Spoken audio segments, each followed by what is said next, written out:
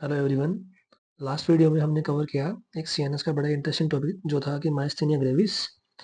आज हम एक और सीएनएस का एक इम्पोर्टेंट टॉपिक डिस्कस करेंगे जो कि है headache. And I am damn sure कि आप में से हर किसी को कभी ना कभी तो हेडेक जरूर हुआ होगा। सो ये होता सबको है, बट एक्चुअली इसके पीछे क्या मैकेनिज्म होता है, किस किस टाइप के हेडेक होते हैं, इनका आइडिया शायद ही किसी को होता है। तो आज बस ये टॉपिक इसलिए भी मैंने उठा लिया है ताकि हमें जो एटलीस्ट जो डे टू डे लाइफ में अगर रेगुलरली कोई चीज़ हो रही है तो एटलीस्ट उसके बारे में कुछ तो पता होना चाहिए कि बीइंग ए मेडिको अगर कोई आपसे नॉन मेडिकल फील्ड का कोई बंदा कोई सवाल कर ले हेडेक से रिलेटेड तो एटलीस्ट कुछ आइडिया हो। तो इस बेसिस से भी मैंने ये टॉपिक चूज़ किया कि इसको डिस्कस करना थोड़ा सही रहेगा। तो अपन हेडेक डिस्कस करते हैं। हेडेक में सबसे पहले आते हैं इसके क्लासिफिकेशन, और जो हेडेक की क्लासिफिकेशन है that is based on presence और एब्सेंस ऑफ इटियोलॉजिकल कॉज। यानी कि अगर हेडेक हो रहा है तो उसके पीछे कोई ऐसा उसकी वजह है, किसी कारण से हेडेक हो रहा है, या फिर किसी वजह के बिना ही हेडेक हो रहा है। तो इस बेसिस पे अपन ने हेडेक को दो कैटेगरी में डिवाइड किया है। पहला है सेकेंडरी, दूसरा है प्राइमरी। अब ये उल्टा हो गया ना कि यहाँ प्राइमरी होना चाहिए था, यहाँ सेकेंडरी होना चाहिए था, लेकिन यहाँ इसका उल्टा हो जाता है। ऐसा नहीं है कि इसके पीछे कोई लॉजिक है और ये भी एग्जाम पॉइंट ऑफ व्यू से इंपॉर्टेंट है, ऐसा नहीं है। बस थोड़ा इजी रहे समझने के लिए इस साइड मैंने इस साइड सेकेंडरी लिख दिया, इस साइड प्राइमरी है। पहले अपन सेकेंडरी देख लेते हैं। बिकॉज सिंस इटियोलॉजी की प्रेजेंस और एब्सेंस पे अपने क्लासिफिकेशन किया है तो प्रेजेंस वालों को अपन ने इस साइड दिया, एब्सेंस वालों को अपन ने इस साइड दिया, बस इसीलिए इधर इधर लिखा है और कोई लॉजिक नहीं है। तो सेकेंडरी का क्या मतलब है कि इटियोलॉजिकल एजेंट प्रेजेंट है, यानी कि किसी ना किसी वजह से हो रहा है, और वो वजह क्या हो सकती है। It could either be an infection which is the most common cause of secondary headache. Body में कहीं भी कोई इन्फेक्शन है तो उसकी वजह से अगर आपको हेडेक हो रहा है तो ये सेकेंडरी टाइप ऑफ हेडेक है। और it could be any injury, और it could be any vascular disorder, for example hypertension. ये बहुत ही रिलेटेबल चीज़ है। अगर हाइपरटेंशन का पेशेंट है तो उनमें हेडेक बहुत ही कॉमन एक सिम्टम होता है। और it can be due to subarachnoid haemorrhage, SH, तो इसकी वजह से भी हेडेक होता है। और it could be any tumour in the brain. ये भी अंडरस्टूड है, ये भी अंडरस्टूड है, और बाकी अपने याद कर लेने हैं। इनमें सबसे मोस्ट कॉमन कॉज क्या है सेकेंडरी का, इन्फेक्शन, ये अपन ने ध्यान रखना है यहाँ पे, बस ये इंपॉर्टेंट है। इसके अलावा जो प्राइमरी है that is without any aetiology, यानी कि बिना किसी इटियोलॉजी के हो रहा है। तो ये किस किस टाइप के हेडेक हो सकते हैं। Either it could B tension headache which is the most common type of headache. अभी टेंशन हेडेक की किसी को लग रहा होगा कि इसकी इटियोलॉजी तो हमें पता है, that name itself is indicating कि टेंशन है बंदे को इसीलिए टेंशन हेडेक हो रहा है, बट ऐसा नहीं होता। ये भी अपन डिस्कस करेंगे आज, तो पता लग जाएगा कि ये जो नाम है ये वजह से किस तरह अलग है। टेंशन इसकी वजह नहीं होती है, बस अपन ने नाम दिया और क्यों दिया है वो अपन डिस्कस करेंगे। और इट कैन बी माइग्रेन, ये बहुत ही इंपॉर्टेंट टॉपिक है, अपन डिटेल में डिस्कस करेंगे।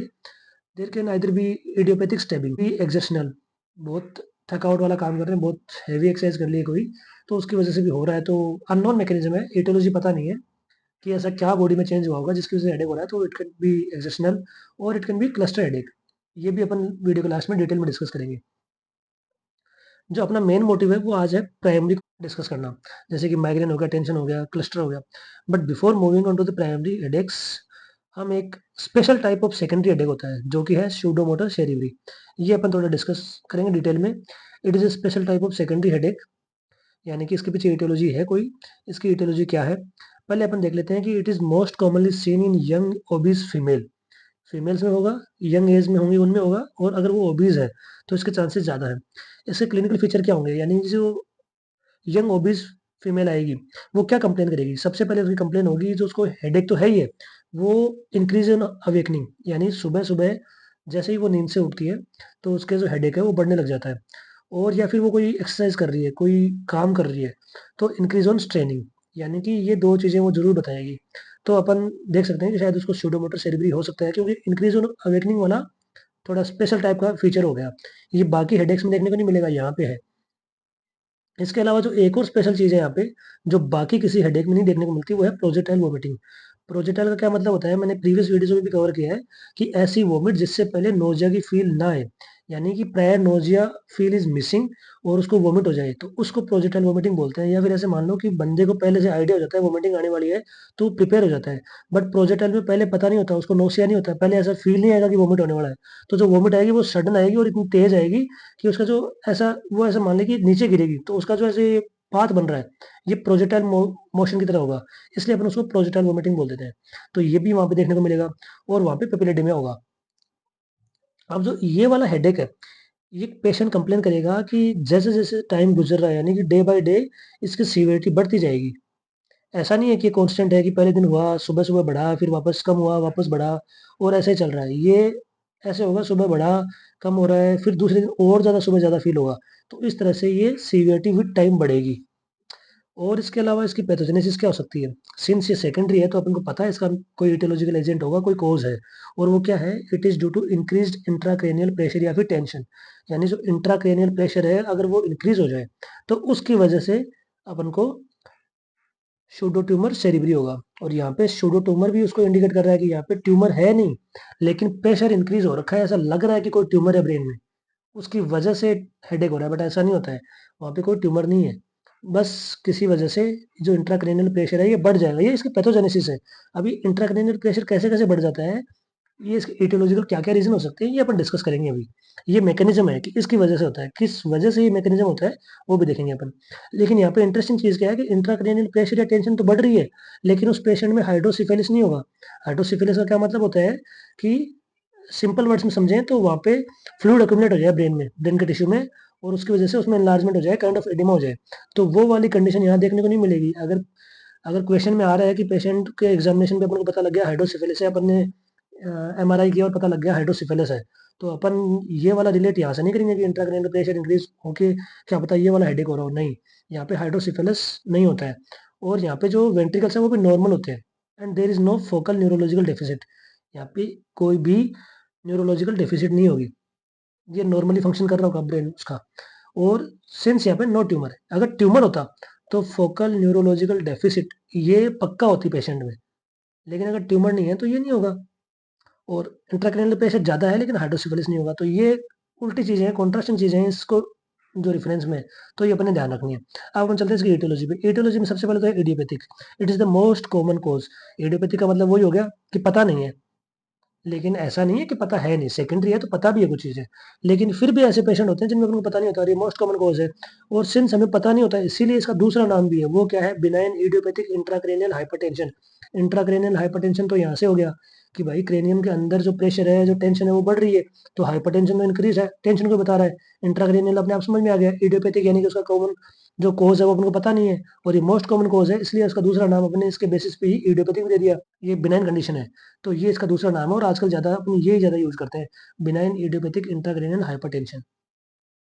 तो यहाँ पे ध्यान रखने वाली बातें क्या-क्या होगी? अवेकनिंग पे बढ़ रहा है, स्ट्रेनिंग पे बढ़ रहा है, प्रोजेक्टाइल वोमिटिंग है और हाइड्रोसिफिलिस नहीं है और फोकल न्यूरोलॉजिकल डेफिसिट नहीं है और इसका दूसरा नाम क्या है? Benign idiopathic intracranial hypertension. अब अपन चलते हैं इसके दूसरे कॉज़ पे। दूसरा कॉज़ ईटियोलॉजी क्या हो सकता है कि ऑब्स्ट्रक्शन हो जाए किसका? सुपीरियर सैजिटल साइनस का। अब ये सुपीरियर सैजिटल साइनस है, इसका काम क्या होता है? इस साइनस में बेसिकली क्या होता है? विलाई होती हैं, अरेक्नॉइड विलाई। तो अरेक्नॉइड विलाई का क्या काम होता है कि वो जो सीएसएफ बना हुआ है ब्रेन में, ये तो कॉन्स्टेंटली बन रहा होता है, तो उस बन रहे वाले सीएसएफ को वापस रीअब्ज़ॉर्ब या वापस अब्ज़ॉर्ब भी तो करना पड़ेगा, वरना तो ये नहीं होगा कि ब्रेन में सीएसएफ बार-बार बनता जा रहा है 24 घंटे और वो सारा वहाँ एक्यूमुलेट हो गया और उसमें इंट्राक्रैनियल प्रेशर टेंशन को बढ़ा देगा। लेकिन नॉर्मली क्या होता है कि यहाँ पे अरेक्नॉइड विलाई होती है, वो इसको वापस अब्ज़ॉर्ब कर लेती है, यानी जितना बन रहा है उतना अब्ज़ॉर्ब हो जाएगा, तो जो नॉर्मल अमाउंट है फॉर एग्ज़ाम्पल 500 एमएल नॉर्मल हो गया, तो ये 500 एमएल ही रहेगा। अगर नया 10 एमएल बना, तो पुराने वाले में से 10 एमएल ये अरेक्नॉइड विलाई अब्ज़ॉर्ब कर लेंगे, तो ये होता है। लेकिन अगर ऑब्स्ट्रक्शन हो जाए इसका, तो यहाँ पे जो अरेक्नॉइड विलाई है वो अपना काम नहीं कर पाएँगी और इसका ऑब्स्ट्रक्शन कैसे हो सकता है? इसको ब्लड सप्लाई करने वाली वेसल के अंदर अगर थ्रोम्बस हो गया, एम्बोलाइज़ेशन हो गया, तो उसकी वजह से ऑब्स्ट्रक्शन हो जाएगा। तो यहाँ मैंने क्या लिखा है? It can be due to any clot or thrombus in sagittal sinus. और ये मोर कॉमन कब है? यानी कि वेसल के अंदर थ्रोम्बस कब ज़्यादा बनने के चांसेज़ हैं? जब पेशेंट में हाइपर कोएगुलेबल स्टेट होती है, जैसे कि पेशेंट प्रेग्नेंट वुमन है या फिर पेशेंट में कोई मैलिग्नेंसी है या फिर एपीएलए सिंड्रोम से वो पेशेंट निकल रहा है, चल रहा है। तो ये वो सारी कंडीशंस हैं।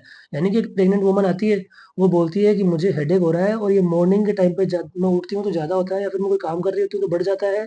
प्लस मेरे को विदाउट नोसिया मेरे को वोमिटिंग्स हो रही हैं।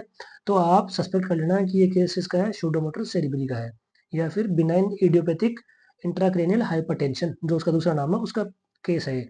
क्योंकि प्रेग्नेंट भी है और यहाँ अपन को पता लग जाएगा कि सैजिटल साइनस में कोई ऑब्स्ट्रक्शन है, उसकी वजह से हो रहा होगा। और इसकी वजह से क्या होगा? डिक्रीज़ अब्ज़ॉर्प्शन ऑफ सीएसएफ, क्योंकि arachnoid villi are present in sagittal sinus और वो नॉर्मली काम नहीं कर पाएँगे। इसके बाद में अगला कोर्स क्या हो सकता है, इट्रोजेनिक। इट्रोजेनिक जैसे इडियोपैथिक क्या होता है, जिनको पता नहीं होता, वैसे इट्रोजेनिक क्या होता है कि ऑलरेडी अपन कोई ट्रीटमेंट दे रहे हैं उस पेशेंट को, और ट्रीटमेंट की वजह से अगर कोई बीमारी हो जाए तो उसको अपन इट्रोजेनिक बीमारी बोलते हैं, यानी कि उस ट्रीटमेंट की वजह से हुआ है। जैसे कि यहाँ पे कौन से ट्रीटमेंट है जिनकी वजह से ये हो सकता है। अगर पेशेंट को अपन फिनोथायाजाइन दे रहे हैं तो उसकी वजह से ये वाला हेडेक हो सकता है। या फिर अगर पेशेंट ने स्टीरॉयड विड्रोवल किया है अब्रप्ट, यानी उसको स्टीरॉयड्स दे रहे थे अपन किसी इम्यूनोसप्रेसेंट को, ऐसी कंडीशन थी, फॉर एग्जांपल ट्रांसप्लांट के केस होते हैं तो इनमें अपन इम्यूनोसप्रेसेंट देते हैं, स्टीरॉयड देते हैं पेशेंट को। लेकिन अगर वो अब्रप्ट यानी उनको रोक दिया अपन सडनली, अब्रप्ट का मतलब सडनली, तो उस विड्रोवल की वजह से भी ये वाला हेडेक हो सकता है। या फिर क्या हो सकता है कि जो पेशेंट क्विनोलॉन्स पे था, और उनमें भी स्पेसिफिकली कौन से क्विनोलॉन जो पहले के टाइम पे यूज होते थे, आजकल उनको अपन यूज नहीं करते हैं, लेकिन पहले के टाइम पे कुछ क्विनोलॉन्स है, फॉर एग्जांपल नेलटैक्सिक एसिड। तो अगर पेशेंट उन पे है तो उसकी वजह से भी हो सकता है। या फिर excessive use of vitamin A. अब ये वाला है, ये थोड़ा इंटरेस्टिंग है, एग्जाम में ये वाला यूज कर सकता है एग्जामिनर। ये कैसे यूज कर सकता है, ये दो कंडीशन होगी। पहला तो अपन विटामिन ए कैसे यूज करते हैं, ये अपन टॉपिकल यूज करते हैं एक्ने थेरेपी में, यानी कि स्किन के रूटीन का एक पार्ट हो गया। अगर किसी पेशेंट को एक्ने है तो अपन उसके जो ट्रीटमेंट का पार्ट होता है उसमें विटामिन ए उसके लगाते हैं, क्रीम वगैरह में अपन इसको यूज करते हैं। तो अगर एक्सेसिव यूज कर लिया विटामिन ए तो उस पेशेंट में क्या हो सकता है, इस टाइप का हेडेक डेवलप हो सकता है उसकी वजह से। दूसरा कंडीशन क्या है कि ये इम्यूनाइजेशन का पार्ट होता है, यानी कि एक न्यू बॉर्न बेबी है उसका इम्यूनाइजेशन का जो प्रोसेस होता है, तो उसके अंदर भी अपन विटामिन ए एक बहुत इंपॉर्टेंट रोल प्ले करता है, और अपन उसको विटामिन ए देते हैं। ये वैसा ही है जैसे मान लो कि विटामिन ए से बेसिकली काम क्या है, ये आंखों की रोशनी बढ़ा देता है, यानी आई साइट उसकी बेटर हो गई। अब फर्ज करो कि आपने मदर को बता दिया कि हम इसको विटामिन ए दे रहे हैं इम्यूनाइजेशन में, मदर ने पूछ लिया कि विटामिन ए क्यों दे रहे हो, और आपने मदर को बता दिया कि विटामिन इसलिए दे रहे हैं बिकॉज ये उसकी जो आई साइट है उसको बढ़ा देगा। और क्या पता अगर आई साइट अच्छी है तो ये कल को जाके रेडियोलॉजिस्ट बन जाए। तो ऐसा हो सकता है कि मदर को लालच आ जाए, मदर ऐसे ओवर थिंक कर ले कि यार अगर थोड़ा बहुत विटामिन ए दे रहे हो आप, थोड़ा सा देने से अगर मान लो इसकी आई साइट अच्छी हो रही है तो क्या पता मैं इसको थोड़ा ज़्यादा दे दूँ, और बहुत सारा ले दे दूँ इसको, तो क्या पता इसकी बहुत ही अच्छी हो जाए, और ये तो मतलब फोर श्योर हो जाए कि रेडियोलॉजिस्ट तो बन ही जाएगा। तो इस लालच में क्या पता मदर उसको एक्सेसिव विटामिन ए दे दे। तो यहाँ पे जो एक्सेस विटामिन ए है इम्यूनाइजेशन में, ये भी उस पेशेंट में, उस चाइल्ड में क्या कर देगा, सुडोमोटो सेरेब्रल, यानी कि ये वाला हेडेक कर सकता है। तो अपन ने एक्सेसिव यूज नहीं करना है विटामिन ए का। एक्ने थेरेपी में भी एक्सेसिव यूज हो सकता है और इम्यूनाइजेशन भी हो सकता है। और क्या हो सकता है कि पेशेंट डॉक्सीसाइक्लिन पे है या फिर ओसीपी पे है, तो ये वो सारे ड्रग्स हैं, वो सारे ट्रीटमेंट हैं जिनकी वजह से ये वाला हेडेक डेवलप हो सकता है। इसके अलावा कुछ एंडोक्राइन कंडीशंस हैं, जैसे कि पेशेंट को एक्रोमेगेली है। अब एक्रोमेगेली यानी सब कुछ ही बढ़ रहा है, सब कुछ ही ग्रोथ उसकी ऐसे एबनॉर्मल हो रही है। तो एक्रोमेगेली में क्या हो सकता है, due to excessive proliferation of choroid plexus. वहां तो क्या हो रहा था, जब सेजिटल साइनस का ऑब्स्ट्रक्शन हुआ था कि अरेक्नोइड विलाई, उस सीएसएफ को अब्जॉर्ब करने वाले जो विलाई थे वो नॉन फंक्शनल हो जाते हैं। तो उसकी वजह से सीएसएफ जो बन रहा है वो अक्यूमुलेट होकर ज्यादा हो जाएगा, और जो इंट्राक्रेनियल टेंशन है उसको बढ़ा देगा। यहाँ क्या है, जो उसको बनाने वाला है, कोरोइड प्लेक्सस बनाता है सीएसएफ को, तो यहाँ पे अब्जॉर्ब करने वाला तो नॉर्मल है, लेकिन अब्जॉर्ब करने की उसकी लिमिट है। जैसे 10 मिलीलीटर ही अब्जॉर्ब कर सकता है वो, तो 10 ही करेगा। तो कोरोड प्लेक्सर यूजुअली 10 ही बनाता है। फॉर फर्ज करो 1 सेकंड में इसने 10 ml बनाया नया, तो 510 हो गया, लेकिन वो पुराने वाले 10 ml अर्गोनेट विलाइट अब्जॉर्ब कर लेंगे, तो ये 500 का 500 ही रहता है। लेकिन यहाँ पे क्या होगा, जो एक्रोमेगाली, अब बॉडी में सब कुछ ज्यादा हो रहा है तो कोरोड प्लेक्सस का जो प्रोलिफरेशन है वो भी ज्यादा हो जाएगा, उसकी वजह से जो सीएसएफ की प्रोडक्शन है वो बढ़ जाएगी। तो उसकी वजह से सीएसएफ की अमाउंट ज्यादा हो जाएगी और इंट्राक्रेनियल टेंशन बढ़ जाएगी। अगला कॉज क्या हो सकता है कि हाइपोथायरॉयडिज्म, यानी ये हेडेक हाइपोथायरॉयडिज्म के पेशेंट्स में भी कॉमन है। तो ये सारी इटियोलॉजी होगी किसकी, स्यूडोमोटो सेरेब्री की। अब अपन चलते हैं इसके ट्रीटमेंट पे। इसका ट्रीटमेंट क्या है, एसिटाजोलेमाइड। एसिटाजोलेमाइड इसका ट्रीटमेंट है। इस ड्रग का काम क्या होता है, बेसिकली ये सीएसएफ के फॉर्मेशन को कम कर देता है। सीएसएफ कम बनेगा तो इंट्राक्रेनियल टेंशन कम होगी और ये हेडेक नहीं होगा। लेकिन अगर अपन ने एसिटाजोलेमाइड दिया और पेशेंट में कोई रिस्पॉन्स नहीं आ रहा है, उसकी कंडीशन बेटर नहीं हो रही है, तो अपन को क्या करना पड़ेगा, लंबो पेरिटोनियल शंटिंग। क्योंकि पेरिटोनियल कैविटी में 100% श्योर है कि सीएफएफ का अब्जॉर्प्शन होगा ही होगा, तो अपन लंबो पेरिटोनियल शंटिंग कर देंगे। बिकॉज पेरिटोनियल कैविटी क्या है, 100% श्योर केस है, वहां पे सीएसएफ का ऑब्जॉर्प्शन होगा। सेजिटल साइनस में नहीं हो रहा, कहीं और नहीं हो रहा, कोई बात नहीं, छोड़ो। सीएसएफ का प्रोडक्शन ज्यादा हो रहा है, कोई बात नहीं, उसको पेरिटोनियल कैविटी से शंट कर दो, तो यहाँ से सीएसएफ फ्लो कर जाएगा इसमें, और यहाँ उसका ऑब्जॉर्प्शन पक्का हो जाएगा, तो उसकी वजह से सीएसएफ की अमाउंट मेंटेन हो जाएगी। तो ये इसका ट्रीटमेंट हो गया। अब अपन चलते हैं जो आज का मेन टॉपिक है, प्राइमरी हेडेक्स में। सबसे पहला है टेंशन हेडेक। सबसे पहली बात तो it is more common in female as compare to male. समझ में भी आता है टेंशन किसको ज्यादा होती है, फीमेल्स को ज्यादा होती है, तो फीमेल्स में ज्यादा होगा। ये जो हेडेक है इसका पैटर्न क्या होता है, बेंड लाइक सेंसेशंस, यानी यहाँ पे उसको ऐसे बेंड लाइक स्ट्रक्चर्स बनेंगे उसके, यानी जो पेशेंट होगा उसके ऐसे आप इमेजिन करो कि जो स्काफ मसल्स है वो इतनी कॉन्ट्रैक्टेड होंगी कि वहां पे अपन को ऐसे बेंड लाइक अपीयरेंस दिखेगी, तो इसलिए अपन इस हेडेक को बोलते हैं बेंड लाइक सेंसेशन।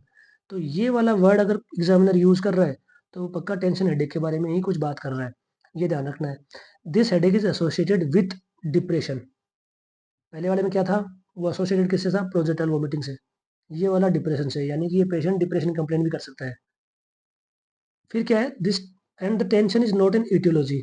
अब ये आगे इंटरेस्टिंग पार्ट की, टेंशन हेडेक में टेंशन इटियोलॉजी नहीं है कि जीवन में बहुत ऐसा लाइफ में बहुत टेंशन चल रही है उसकी वजह से हेडेक है, no, that is not the aetiology. This is named as tension headache because of excessive contraction in the scalp muscle, or this contraction is kind of tension, creating a tension in the muscle of scalp। तो उसकी वजह से जो headache हो रहा है इसलिए अपन इसको टेंशन हेडेक बोलते हैं। अब इस स्काल्प मसल में इंक्रीज कॉन्ट्रेक्शन या टाइटनेस कैसे हो सकती है, ये अपन थोड़ा सा आइडिया लगा लेते हैं। वैसे तो अपन को मैकेनिज्म पता नहीं है, लेकिन ऐसा मानते हैं कि अगर मान लो कि वर्टिब्री है पेशेंट की, वो मिस अलाइन हो जाए तो उसकी वजह से जो वर्टिब्री के अराउंड नर्व है वो इरिटेट हो जाएंगी। इरिटेट का मतलब कि उनको एक्सेसिव और या फिर अनवांटेड स्टिमुलाई मिल जाएगा। वो ऐसे मान लो कि आपको जैसे अब नॉर्मल कोई पोजीशन में आप होते हो तो आपको ऐसा अच्छा नहीं लगता, वैसे ही काइंड वो यही नर्व के साथ ही होता है, क्योंकि वो अच्छी पोजीशन में नहीं होती, उनको अजीब तरीके से सेंसेशन स्टिमुलाई मिलते हैं, तो वो इरिटेट हो जाएगी। तो बॉडी क्या करेगी, बॉडी करेगी नेक मसल्स को टाइट, यानी कि जो नेक की मसल्स है उनको टाइट करेगी, सो दैट जो वर्टिब्री अलाइंड नहीं है उसको वो अलाइन करने की कोशिश करे।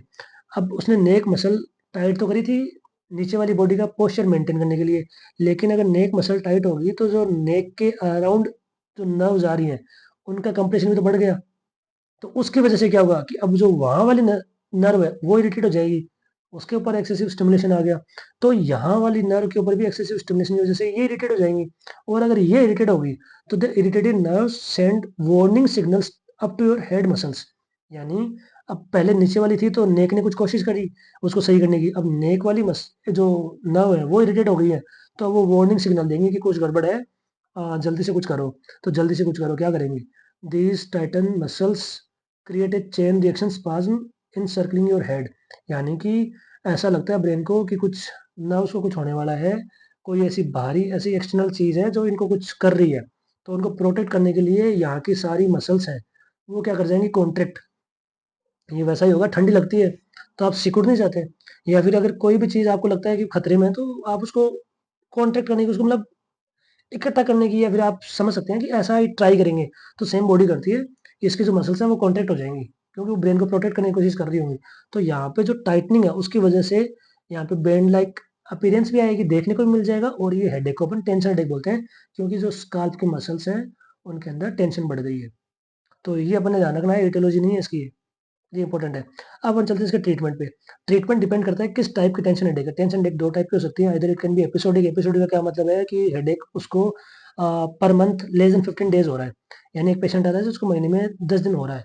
अब ये 10 दिन लगातार भी हो सकता है, इंटरवल से भी हो सकता है, ये कोई जरूरी नहीं है, बट अगर पेशेंट कह रहा है कि महीने में मेरे को 15 दिन से कम अगर हेडेक रहता है तो अपन उसको एपिसोडिक टेंशन हेडेक बोलेंगे, और उसका ट्रीटमेंट क्या है, सिंपल सा एनसेड्स। अगर उसको more than 15 days per month headache रह रहा है तो अपन उसको क्रोनिक कैटेगरी बोलेंगे, और क्रोनिक का ट्रीटमेंट क्या है, टीसीए, ट्राईसाइक्लिक एंटी डिप्रेसेंट्स। उसमें भी कौन सा वाला ड्रग अपन देंगे, एमिट्रिप्टाइलिन।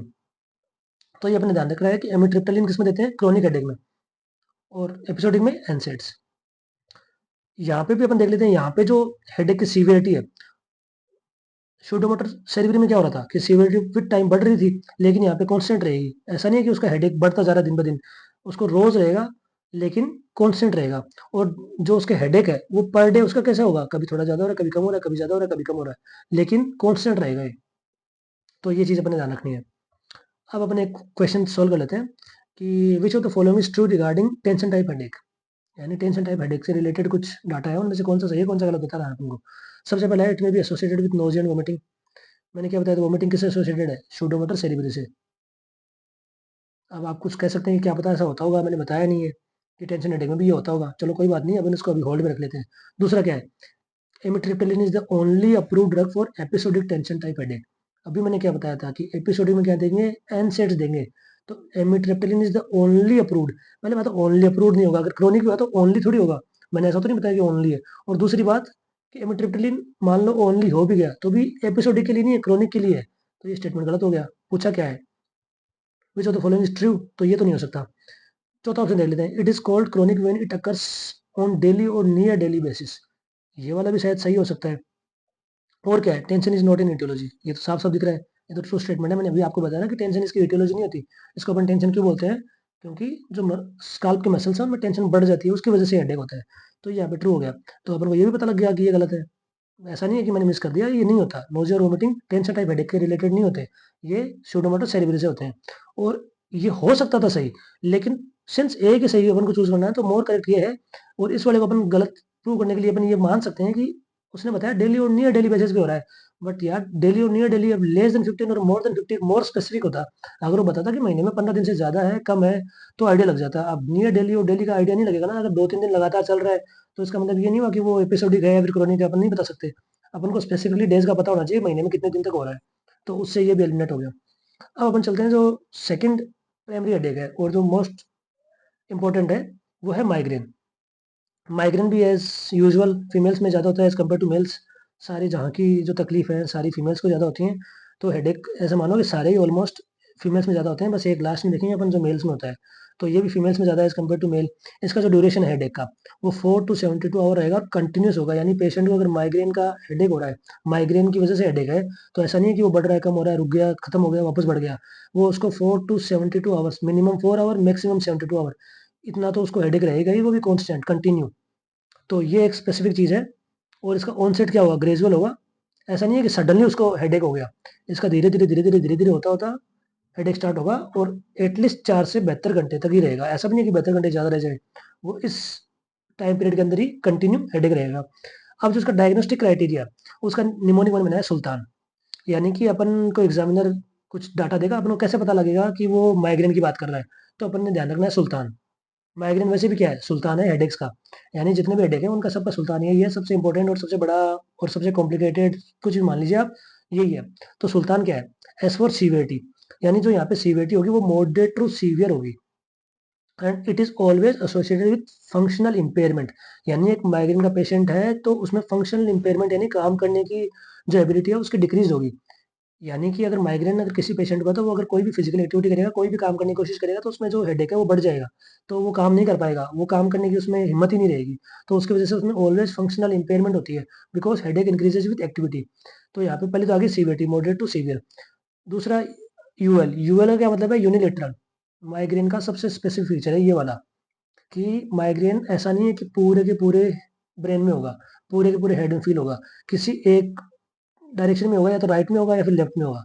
तो या तो पेशेंट बोलेगा कि मेरे राइट साइड में पेन हो रहा है, या फिर बोलेगा मेरे लेफ्ट साइड में 3-4 घंटे से कंटिन्यूस पेन था। तो ये अपन देख सकते हैं कि अगर यूनिलेटरल है तो ये माइग्रेन हो सकता है। और क्या है, यहाँ पे जो पेन का नेचर है वो थ्रोबिंग होगा। यानी ऐसे थ्रोबिंग आप मान लो कि ऐसे काइंड ऑफ पल्सेटाइल जैसा फील आएगा कि जैसे चटके चलेंगे उसको, तो वो थ्रोबिंग पेन होता है। और यहाँ पे एग्रीवेटेड बाय मूवमेंट, जैसे मैंने आपको बताया कि अगर आप एक्टिविटी कर रहे हो तो उसकी वजह से बढ़ेगा। तो अगर इनमें से कोई भी दो चीजें या फिर दो से ज्यादा चीजें देखने को मिल रही है, अगर पेशेंट आ रहा है उसको यूनिलेटरल है और थ्रोबिंग पेन है, तो ये दो चीजें हो गई तो इतना बहुत है। या फिर वो ये कहते हैं कि मेरे को यूनिलेटरल है और ये पेन विथ एक्टिविटी बढ़ रहा है, तो भी अपन इसको माइग्रेन मान लेंगे। तो 2 और more than 2 are enough to diagnose migraine. लेकिन इनके साथ और क्या हो सकता है, any one of the following, यानी इनमें से कोई दो या फिर दो से ज्यादा उसकी कंप्लेन होनी चाहिए। इसके अलावा उसमें क्या कंप्लेन होनी चाहिए, आइदर नोजिया, वोमिटिंग, फोटोफोबिया और फोनोफोबिया। वोमिटिंग अपन ने कहाँ डिस्कस की थी, छोटो सेरिब्रम में की थी, यहाँ भी होगा नोजिया। नोजिया एक बहुत इंपॉर्टेंट चीज है। अगर हेडेक से रिलेटेड कोई क्वेश्चन आया है और पेशेंट नोजिया कंप्लेन कर रहा है, वोमिटिंग तो अपन ने शूडोमोटर में भी करी थी, लेकिन मैंने क्या बताया था, प्रोजेक्टाइल वोमिटिंग है, वहाँ पे नोजिया की फीलिंग उसको नहीं आएगी। यानी प्रायर फीलिंग नहीं आएगी वोमिटिंग से पहले, उसको डायरेक्ट वोमिट हो जाएगा। लेकिन अगर उसमें नोजिया भी हो रहा है तो नोजिया अपने ध्यान रखना है कि हेडेक के जितने भी टॉपिक हैं, अगर कोई भी क्वेश्चन है, अगर सिर्फ हेडेक से रिलेटेड ऑप्शन है और उस पेशेंट को नोजिया है, तो आप आंख बंद करके माइग्रेन को चूज कर लेना कि माइग्रेन ही होगा। तो नोजिया ये इनमें से मोस्ट कॉमन है, ये जो साइड रोल प्ले कर रहे हैं इनमें सबसे कॉमन नोजिया है। और क्या होता है, वोमिटिंग, फोटोफोबिया, फोटोफोबिया मतलब लाइट से इरिटेशन है, लाइट से उसको नफरत है। फोनोफोबिया मतलब साउंड से उसको इरिटेट है। अगर माइग्रेन कोई पेशेंट है, अगर आप उसके आसपास बैठ के अगर बातें कर रहे हैं, कुछ जोर जोर से बोल रहे हैं, तो उसको इरिटेशन होगी, उसका हेडेक बढ़ेगा। तो ये सारे फीचर है। अब अपन इसके बेसिस पे क्वेश्चन सोल्व कर लेते हैं। ए 29 year old woman present with frequent headaches, which of the following support diagnosis of migraine. यानी कि एक वुमन है जिसको हेडेक्स है, तो इनमें से कौन सी चीज़ होगी तो ये सपोर्ट करेगी कि उसको जो हेडेक है वो माइग्रेन है। पहला ऑप्शन है कि the headache is worst in morning while walking. मैंने क्या बताया था, मॉर्निंग वाला केस आएगा तो अपन ने कौन सा रिकॉल करना है, सुडोमोटो सेरेब्री, ना कि माइग्रेन। ये गलत हो गया। The onset of the headache is sudden and severe. अभी मैंने आपको क्या बताया था कि सडन नहीं होता है, ये ग्रेजुअल होता है। और सीवियर होना जरूरी नहीं है, ये मॉडरेट टू सीवियर हो सकता है, सीवियर ही वैसा जरूरी थोड़ी है। तो ये भी गलत हो गया। The headache is bilateral and described as tight band. Tight band से ही याद आ गया ना कि ये कौन सा है, टेंसर टाइप हेडेक है। फिर भी अगर उससे नहीं याद आता तो बाइलेटरल बोल दिया। मैंने क्या बताया, यूनिलेटरल होगा ऑलवेज, सुल्तान। तो ये भी गलत हो गया। अगला ऑप्शन क्या है, a right sided throbbing headache with which develops gradually. तो सारी चीजें सही है, एक साइड में है, थ्रोबिक नेचर है और डेवलप्स ग्रेजुअली। तो ये स्टेटमेंट, ये डायग्नोसिस प्रूव कर रहा है माइग्रेन की। अब अपन चलते हैं classification of migraine based on aura. पहले बात, ओरा क्या है, हेलुसिनेशन, भ्रम, यानी ऐसी चीजें फील होना जो है नहीं एक्चुअल में। तो it can either be visual or sensory. More common is visual hallucination, visual aura. तो पेशेंट के अंदर, माइग्रेन के अंदर हेडेक हो रहा है, उसके साथ ओरा भी उसको दिख रहा है। ओरा क्या हो सकता है, मोर कॉमन विजुअल है या फिर सेंसरी भी हो सकता है। तो जो ओरा प्रेजेंट है तो अपन इसको बोलेंगे क्लासिकल माइग्रेन।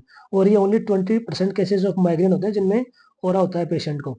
यानी वो ऐसी कंप्लेन करेगा, विजुअल यानी कि ऐसी कंप्लेन करेगा कि उसको ऐसी चीजें दिखेंगी जो रियल में एग्जिस्ट नहीं करती। उसको हेडेक है और उसको ऐसी चीजें दिख रही है जो है नहीं। तो वो कौन सा हो गया, क्लासिकल माइग्रेन हो गया। और ये 20% केसेज में होता है माइग्रेन की में। या अगर ये अपसेंट है तो ये कॉमन माइग्रेन हो गया। और ये 80% केसेज होते हैं किसके, माइग्रेन के, जिनमें सिर्फ माइग्रेन हेडेक होता है, ओरा नहीं होता है, तो वो कॉमन माइग्रेन है। एक और स्पेशल वेरिएंट है इनके बीच का, वो है एसिफेल्जिक माइग्रेन। एसिफेल्जिक में क्या होगा कि ओरा तो प्रेजेंट होगा लेकिन हेडेक नहीं होगा। तो ये सुनने में बड़ा अजीब सा लग रहा है कि ऐसा कौन सा हेडेक है, ऐसा कौन सा माइग्रेन है जिसमें हेडेक नहीं है। ऐसा भी है, एसिफेल्जिक माइग्रेन हो सकता है जिसमें और सारी चीजें हो बट हेडेक नहीं हो और ओरा प्रेजेंट हो। तो ये क्या है, एसिफेल्जिक माइग्रेन। अब एक क्वेश्चन और सोल्व कर लेते हैं। A female has episodic recurrent headache in left hemicranium. पहले बात तो उसने यही दे दिया कि किसी एक ही पार्ट में, पूरे में नहीं है। विथ नोजिया, नोजिया आ गया। अगर और सारे ऑप्शन हेडेक से रिलेटेड है तो आंख बंद करके माइग्रेन कर देंगे, अगर और हेडेक नहीं है तो थोड़ा और देखना पड़ेगा। And paresthesia on right upper and lower limbs is most likely suffering from. अब पहले अपन पे ऑप्शन देख लेते हैं। पेरास्थीसिया क्या हो जाता है, पहले तो वो बता देता हूँ। पेरास्थीसिया है कि टिंगलिंग सेंसेशन जो कि एग्जिस्ट नहीं कर रही बट उसको हो रही है, तो ये क्या हो गया, सेंसरी ओरा हो गया एक। तो पेशेंट में सिर्फ लेफ्ट साइड में हेडेक है और टिंगलिंग सेंसेशन है, ओरा भी है। तो ये माइग्रेन का हो सकता है। यहाँ तो मैंने चलो मार्क कर रखा है पहले से ही, लेकिन अपन बाकी ऑप्शन रूल आउट कर लेते हैं।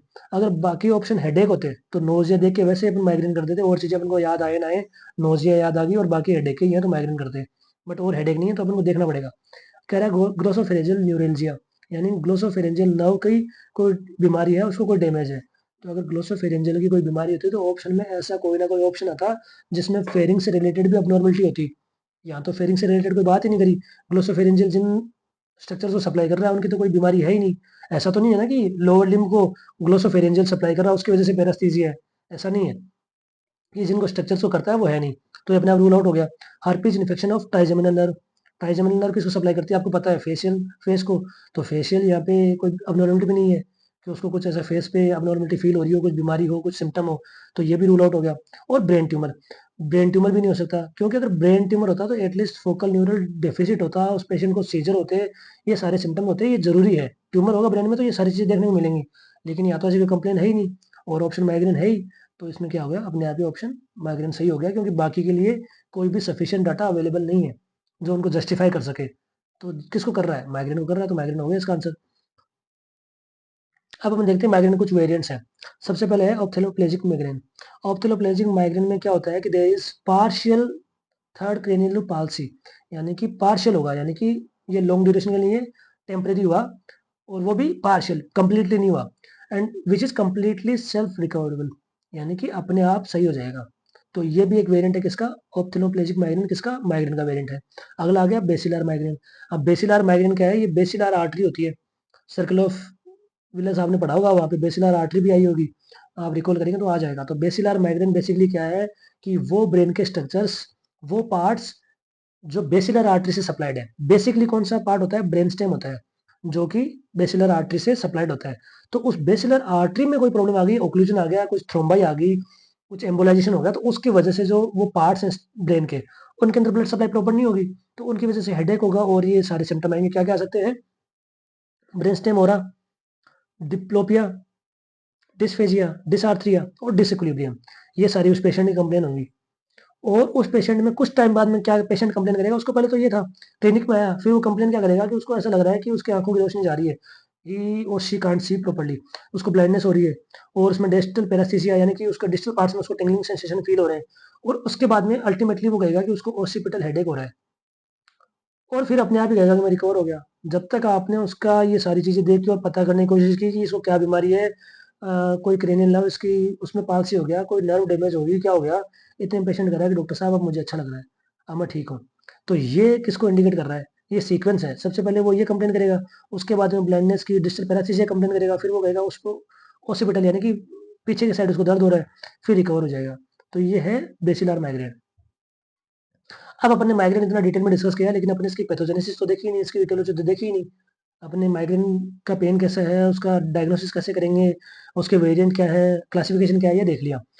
इसकी बेसिकली क्या है कि कोई प्रूवन थ्योरी नहीं है, कि जैसे मैंने बताया कि माइग्रेन क्या है, प्राइमरी है, यानी कि इटियोलॉजी अपन को पता नहीं है एग्जैक्टली, इसका मैकेनिज्म अपन को एग्जैक्टली नहीं पता, बट कुछ थ्योरीज है इसके लिए कि शायद ऐसे होता होगा। तो उनमें जो सबसे जो ज़्यादा क्वालिफाइड है, फिर जो सबसे मोर करेक्ट थ्योरी है, वो कौन सी है, कोर्टिकल स्प्रेडिंग डिप्रेशन। कोर्टिकल यानी कोर्टेक्स, स्प्रेडिंग यानी यहाँ से स्टार्ट हुआ और पीछे की तरफ जा रहा है, और डिप्रेशन यानी कि डिप्रेशन उसको पेशेंट को एक पार्ट से स्टार्ट हुआ ब्रेन के और किसी दूसरे पार्ट में जा रहा है। तो ये है कोर्टिकल स्प्रेडिंग डिप्रेशन, इसका simple meaning. This is a theory explaining migraine. अब इस थ्योरी में सबसे पहले तो अपन इसके इस थ्योरी में क्या क्या इटियोलॉजिकल एजेंट्स लिए हैं, जिसने भी थ्योरी दी है उसने क्या इटियोलॉजिकल एजेंट माने हैं कि उनकी वजह से माइग्रेन हो सकता है। तो मैंने उनको सिंपली जो माइग्रेन नाम है उसमें ही मैंने निमोनिक बना दिया। एम स्टैंड फॉर मेंसेस, यानी कि फीमेल पेशेंट्स हैं उनमें मेंसेस हो रहा है, तो उसकी वजह से माइग्रेन हो सकता है इस थ्योरी के अकॉर्डिंग। या फिर insufficient sleep can be A cause for migraine. और ग्लेयर, ग्लेयर क्या होता है, ए फ्लैश ऑफ लाइट, यानी अगर ग्लेयर है तो उसकी वजह से पेशेंट को माइग्रेन का पेन हो सकता है। और it can be due to red wine, और ड्यू टू एंग्जाइटी, और it can be due to nitrates, और ई स्टैंड फॉर चीज और चॉकलेट। तो इनकी वजह से भी पेशेंट को माइग्रेन हो सकता है। तो ज़्यादा चॉकलेट खाने वालों को अगर सर दर्द हो रहा है तो it can be due to migraine. और इरेगुलर मील्स एंड डिहाइड्रेशन, अगर पेशेंट को डिहाइड्रेशन है तो it can very well cause for migraine. और यहाँ पे एक इंटरेस्टिंग चीज़ और भी होती है, कैफीन, कॉफ़ी। तो अगर कैफीन या कॉफ़ी अगर आप एक लिमिटेड अमाउंट में ले रहे हो तो उसकी वजह से आपको हेडेक नहीं हो सकता, उसकी वजह से आपको माइग्रेन नहीं हो सकता। बट अगर एक्सेसिव अमाउंट में कैफीन लिया, एक्सेसिव अमाउंट में कॉफ़ी कोई पी रहा है, तो उसकी वजह से भी माइग्रेन हो सकता है। अब अपन चलते हैं कि ये जो एटियोलॉजिकल एजेंट थे, जो ट्रिगर थे, अब इनसे किस तरह से ये माइग्रेन डेवलप होगा। जो थ्योरी है वो क्या बताती है कि ये इनमें से कोई भी एक एटियोलॉजिकल एजेंट हो गया, फॉर एग्जांपल कैफीन ले लिया आपने, डिहाइड्रेशन ले लिया, तो इनकी वजह से क्या होगा, स्टिमुलेशन होगा किसका, ट्राइजेमिनल नर्व का। ये ध्यान रखना है, ट्राइजेमिनल नर्व स्टिमुलेट होगी। स्टिमुलेट होने के बाद में क्या करेगी, it will release वेसो active peptides, for example CGRP, that is calcitonin gene related peptides. यानी कि अगर ये ट्राइजेमिनल नर्व स्टिमुलेट हुई उन एटियोलॉजिकल एजेंट्स की वजह से, तो ये सीजीआरपी रिलीज कर देगा। और ये सीजीआरपी क्या है, वेसो एक्टिव पेप्टाइड है, यानी कि कुछ वेसल से रिलेटेड ऐसे चीजें हैं जो वेसल पे जाके एक्ट करेंगे। और क्या कराएंगे वेसल पे एक्ट करके, वेसो डायलेशन। वेसो डायलेशन हो जाए तो उसकी वजह से क्या होगा, ब्लड फ्लो ब्रेन में बढ़ जाएगा, और ब्रेन को ज़्यादा ब्लड भी पसंद नहीं है, उसकी वजह से हेडेक होगा। तो सबसे पहले ये कहाँ होगा वैसे डायलेशन, ब्रेन के ओसिपिटल लोब में, यानी कि ये पीछे से स्टार्ट होगा। ओसिपिटल लोब कहाँ है, यहाँ पे है। तो यहाँ से ये स्टार्ट होगा और इस तरह से स्प्रेड होते होते, फॉर एग्जांपल लेफ्ट साइड में, पूरे लेफ्ट साइड में ये माइग्रेन का पेन स्प्रेड हो जाएगा। उसको यहाँ से स्टार्ट होगा, पूरे लेफ्ट साइड में ऐसे फील हो रहा है, तो ये कोर्टिकल स्प्रेडिंग यानी कि कोर्टेक्स में स्प्रेड हो रहा है पेन इधर से इधर तक। सबसे पहले ओसिपिटल लोब में स्टार्ट होगा, और ओसिपिटल लोब में सबसे पहले होगा तो पेशेंट को क्या फील होगा, फ्लैशेस ऑफ लाइट, यानी कि आंखें चुंधी आ जाएंगी उसकी, ऐसे बिना लाइट पड़े उसको लगेगा कि आंखों में कुछ रोशनी आ रही है, कुछ तेज लाइट आ रही है। Flashes of light which is also known as fortification spectra. ये इतना इंपॉर्टेंट नहीं है, लेकिन अगर याद रह जाए तो अच्छी बात है। फ्लैशेस ऑफ लाइट और फोर्टिफिकेशन स्पेक्ट्रा अपन ने ध्यान क्या रखना है, ओसिपिटल लोब में सबसे पहले वेसोडाइलेशन होगा, ब्लड का फ्लो ज्यादा हो जाएगा, और अगर एक्सेसिव ब्लड आ रहा है तो उसकी वजह से उसकी आंखें चौंधी आ जाएंगी, फ्लैशेस ऑफ लाइट फील होंगी उसको। अब अपन चलते हैं कि अगर वेसोडाइलेशन हो गया तो क्या होगा, वेसोडाइलेशन होगा तो ब्लड फ्लो ज्यादा होगा, तो वहां पे क्या होगा, leak of inflammatory mediators. Blood के अंदर इन्फ्लेमेटरी मीडिएटर तो एनी टाइम पे प्रेजेंट होते ही हैं, अगर ब्लड फ्लो ज्यादा हो रहा है तो इनका लीक हो जाएगा उस एरिया में। अगर इन्फ्लेमेटरी मीडिएटर्स कोर्टेक्स में लीक हो गए तो वो क्या करेंगे, दे विल इरिटेट मेनिंजेस, जो मेनिंजियल लेयर्स है उनको वो इन्फ्लेमेटरी जो मीडिएटर है वो इरिटेट करेंगे, और उसकी वजह से, इरिटेशन की वजह से क्या होगा, हेडेक। अब यहाँ पे अपने ध्यान रखना कि वेसो डायलेशन हो रहा है, मेनिंजियल इरिटेशन हो रहा है। अब मैंने क्या बताया था कि माइग्रेन के पेशेंट में हमेशा जो फंक्शनल इम्पेयरमेंट होगी, यानी कि उसकी एक्टिविटी एग्रीवेट करेंगी माइग्रेन को, पेन को और बढ़ाएंगी। तो ये किस तरह से अपन रिलेट कर सकते हैं इस थ्योरी में? अगर मेनिंजियल इरिटेशन की वजह से हेडेक हो रहा है, तो मेनिंजियल इरिटेशन अपन मेनिंजाइटिस में भी देखेंगे।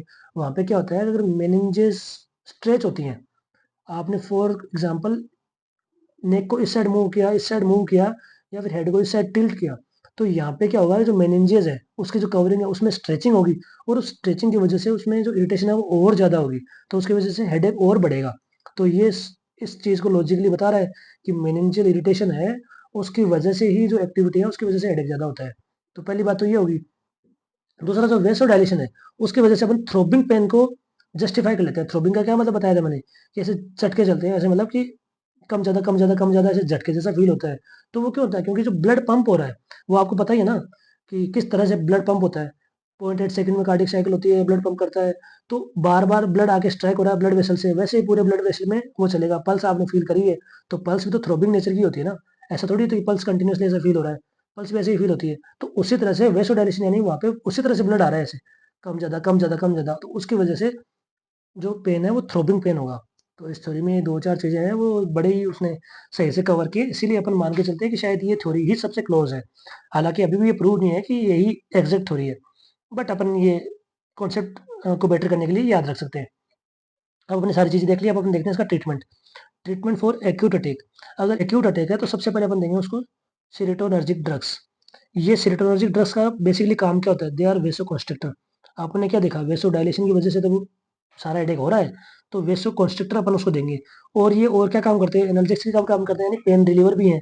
तो दर्द भी कम कर देंगे, और जो कोज है उसको भी ये मेंटेन कर रहे हैं, रेगुलेट कर रहे हैं, उसको भी इनहिबिट कर रहे हैं। तो दोनों ही काम कर रहे हैं, तो ये वाला देना बनता भी है। अब इसके दो कैटेगरी है, सेलेक्टिव और नॉन सेलेक्टिव। नॉन सेलेक्टिव में एक ही ड्रग है जो अपन यूज करते हैं, इरिक्टोमाइन। लेकिन ये अपन बेसिकली काम में नहीं लेते, बिकॉज नॉन सेलेक्टिव है, और भी इसके साइड इफेक्ट्स हो सकते हैं। तो सेलेक्टिव में दो कैटेगरी हैं, दो प्रोटोटाइप हैं। पहला है 1B और 1D, और ये है 1F। नाम याद नहीं रहे, कोई बात नहीं, मैंने बस समझा दिया है कि ये दो कैटेगरी होती है, प्रोटोटाइप होते हैं सेलेक्टिव के। 1F में एक ड्रग आता है लेसमिडिटेन, ये डाइटेन है। और जो ये वाला प्रोटोटाइप है, ये ड्रग ऑफ चॉइस है। इनमें भी जो ड्रग ऑफ चॉइस है, ट्रिप्टान्स, सारे के सारे ट्रिप्टान है, ये ड्रग ऑफ चॉइस है। ये कौन सा प्रोटोटाइप है? सिलेक्टिव का 1B या 1D। अब इनमें कितने सारे हो सकते हैं? सुमाट्रिप्टान, एल्मोट्रिप्टान, फ्रीवोट्रिप्टान, इलेट्रिप्टान, जोर्मिट्रिप्टान, नेरिट्रिप्टान और रिजाट्रिप्टान। तो ट्रिप्टान्स ड्रग ऑफ चॉइस है, कोई भी दे दो, ये ड्रग ऑफ चॉइस है, मतलब कि ये ड्रग अपन देना प्रीफर करेंगे। इनमें भी जो बेस्ट है, अगर बेस्ट पूछ लिया जाए तो अपन कर देंगे रिजाट्रिप्टान, बेस्ट अमंग ऑल। किस वजह से ये पता नहीं, बट अकॉर्डिंग टू स्टडीज अगर ये वाला दे रहे हैं तो बेटर रिजल्ट्स हैं। इसके अलावा और क्या अपन दे सकते हैं? एनसेड्स दे सकते हैं, पेन रिलीवर। और क्या दे सकते हैं? CGRP inhibitors. अभी अपने थ्योरी में देखा ना कि सीजीआरपी रिलीज होके वही तो वेसल्स को स्टिमुलेट करके वेसो डायलेशन करवा रहे थे। तो अगर अपन सीजीआरपी के इनहिबिटर दे दें तो भी काम कर सकते हैं। तो ये क्या हो सकते हैं? यूब्रोजिपेंट और रेमिजिपेंट। या फिर अपन दे सकते हैं dopaminergic antagonist to reduce nausea, for example domperidone और मेटोक्लोप्रामाइड। तो ये सारे डोपामिनर्जिक एगोनिस्ट हो गए, एंटागोनिस्ट हो गए। अब हम इसका प्रोफाइलैक्सिस देख लेते हैं। प्रोफाइलैक्सिस तभी देंगे जब अगर पेशेंट को मोर देन 4 अटैक्स आ रहे हैं एक मंथ में, 4 से ज्यादा अटैक्स आ रहे हैं पर मंथ, तो अपन उसको प्रोफाइलैक्सिस देंगे। प्रोफाइलैक्सिस में कुछ ड्रग्स यूज करेंगे जो अपन उस पेशेंट को दे सकते हैं, ताकि ये माइग्रेन उसका डेवलप ना हो। और अपन प्रोफाइलैक्सिस देंगे वो 4 5 to 6 मंथ देंगे उस पेशेंट को। अपन ये ड्रग्स दे रखे हैं अपन ने, ये उसको 5 से 6 महीने तक देने हैं। लेकिन कब देने हैं? जब उसको पर मंथ माइग्रेन के 4 से ज्यादा अटैक आ रहे हैं। सबसे पहले है beta blockers, for example propranolol, ये मोस्ट कॉमन है। फिर आ गया मेटोप्रोलोल और टिमोलोल। लेकिन इनमें भी अगर क्वेश्चन आ गया कि पेशेंट को ऑलरेडी अस्थमा है, तो अस्थमा में ये कॉन्ट्राइंडिकेटेड होता है। ये फार्माकोलॉजी जब अपन पढ़ेंगे तो अपन देखेंगे कि ऐसा क्यों होता है। लेकिन बीटा ब्लॉकर अपन प्रोपेरानोल नहीं देंगे किस केस में? अगर पेशेंट को अस्थमा है पहले से, तो अपन ये वाले देंगे।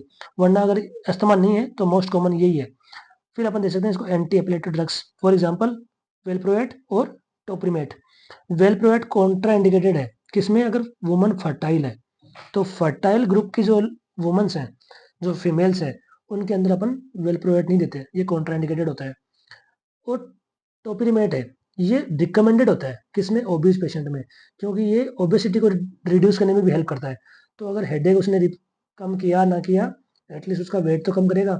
तो ये रिकमेंडेड होता है, यानी कि अगर ओबीज पेशेंट है तो उसको आप ये वाला ही दो, क्योंकि उसका आप माइग्रेन मेंटेन करे ना करे, उसकी ओबेसिटी को जरूर मेंटेन करेगा। और अपन क्या दे सकते हैं, tricyclic anti depressant for example amitriptyline और कैल्शियम चैनल ब्रोकर। अब अपन आज का लास्ट टॉपिक है वो है क्लस्टर हेडेक। क्लस्टर का मतलब ही क्या है, गुच्छे जैसा कुछ फील हो रहा होगा। तो ये मोर कॉमन होता है मेल में एज कम्पेयर टू फीमेल। मैंने क्या बताया था कि लास्ट वाला ऐसा होगा जो मेल में ज्यादा होगा, बाकी सारी टेंशन बाकी सारे हेडेक फीमेल्स में ज्यादा होते हैं। तो more common male as compare to female. अब इसको जो फीचर है उसका मैंने निमोनिक बना दिया क्लस्टर, याद करने में इजी हो जाएगा। C for cluster attack.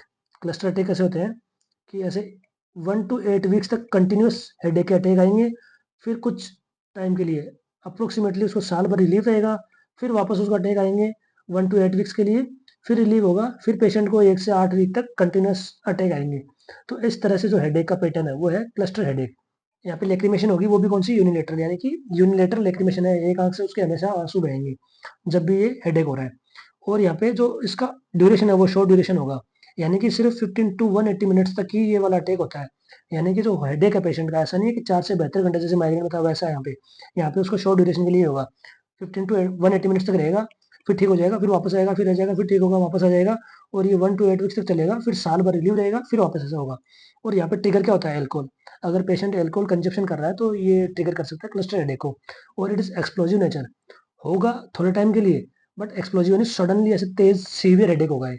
और it is associated with retro orbital pain, यानी कि आंख के आसपास पेशेंट को दर्द ज्यादा फील होगा।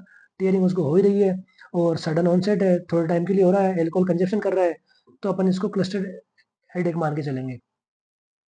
अब अपन देख लीजिए ट्रीटमेंट। ट्रीटमेंट में सबसे पहला क्या है, ऑक्सीजन देनी है पेशेंट को at the rate of 10 to 12 litres 15 से 20 मिनट के अंदर। यानी उस पेशेंट को ऑक्सीजन दो 10 से 12 लीटर 15 से 20 मिनट में, ये ट्रीटमेंट है। दूसरा क्या है, सुमाट्रिप्टान, जो कि अपन ने देनी है सबक्यूटेनियस 6 मिलीग्राम। इसका प्रोफाइलेक्सिस क्या है, ओवरऑल ड्रग ऑफ चॉइस है वेरापामिल, और ये अपन को उसको लाइफ लॉन्ग देना है। अगर एपिसोडिक क्लस्टर हेडेक है या फिर क्रोनिक है तो एपिसोडिक में वेरापामिल दे सकते हैं, या फिर injection at greater occipital nerve, या फिर प्रेडनिसोन। और अगर क्रोनिक है तो उसमें भी वेरापिमिल देंगे, या फिर नर्व स्टिमुलेशन, कौन सी का, वेगस का, या फिर लिथियम। तो ये सारे प्रोफाइलेटेड ड्रग्स हो गए, ट्रीटमेंट हो गए उसके। वेरापिमिल ड्रग ऑफ चॉइस क्यों है, क्योंकि दोनों में ही यूज होता है। तो ये अपन ने हेडेक सारा कवर कर लिया है, उसके सारे वेरिएंट्स देख लिए, प्राइमरी सेकेंडरी जितना इंपॉर्टेंट था, उसके क्या क्या अलग अलग, उनमें क्या सिमिलरिटी होती है, क्या डिफरेंस होते हैं, ये भी अपन ने डिटेल में देख लिया। कुछ क्वेश्चंस भी देख लिए जिससे अपन अपने कॉन्सेप्ट को क्लियर कर सकें। तो अगर किसी को अभी भी कोई डाउट हो, कोई इससे रिलेटेड क्वेरी है, तो आप कमेंट सेक्शन में पूछ सकते हैं। Hope this video was helpful and thank you so much for watching, see you in the next video.